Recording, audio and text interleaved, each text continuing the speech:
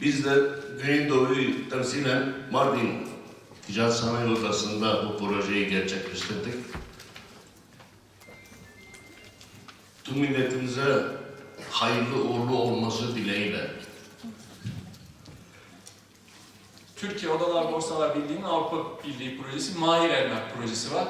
Biz mesleki yeterlilik kurumu olarak bu projede doğrudan taraf değiliz ama bu projenin bütün ayaklarında doğrudan danışmanlık hizmeti vermek vasıtasıyla yer alıyoruz.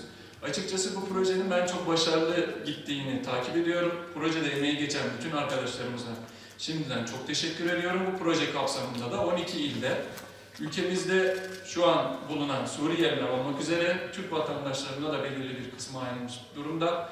Buradan sınav ve belgelendirme masrafları karşılanıyor.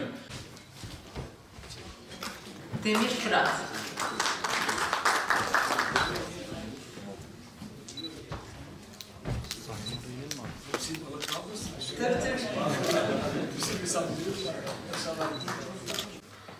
Cebrail Cırık. Cebrail Alka.